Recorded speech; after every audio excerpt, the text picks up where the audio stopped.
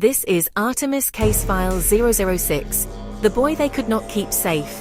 A case about a vulnerable child, a serious school incident, and the records that should explain what happened next. This is not a story about blame. It is a story about protection.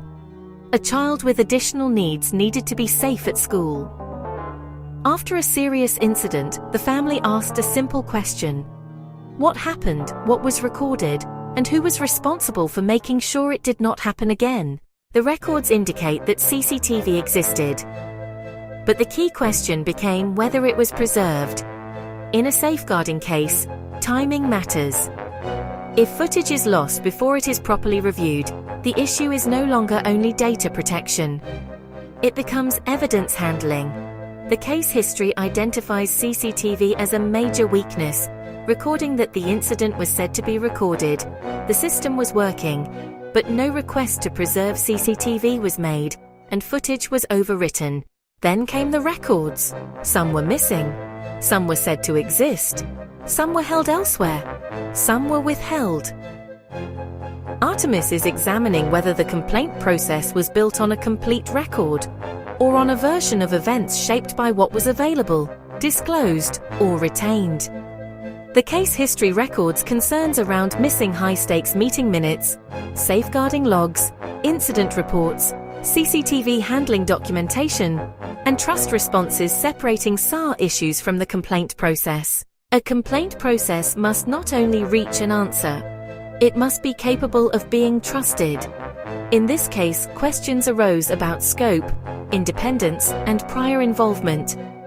The family says the complaint was narrowed. The process says it was investigated. Artemis is asking whether those two things can both be true.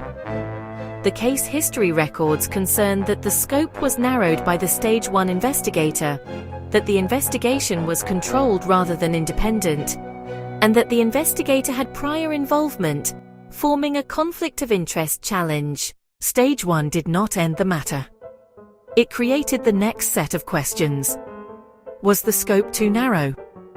Were all relevant records considered? Was CCTV treated as safeguarding evidence?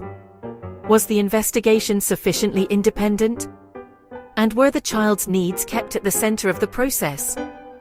The case history describes Stage 1 as raising issues around CCTV preservation, internal safeguarding review, record failures, high-stakes meeting disclosure, scope limitation, and partial upholding of records issues. The case has now reached the Stage 3 wall. Artemis has prepared procedural objections, written questions, and a record of unresolved issues. The purpose is not to shout louder, it is to make the process answer properly. When a school says it could not keep a child safe, the record matters. When CCTV is lost, the timeline matters. When safeguarding decisions are made, the reasoning matters. And when a family asks for answers, process cannot become a wall. This case remains active, conclusions will follow evidence. Artemis will protect the child, examine the process, and follow the record. Case file 006 remains open.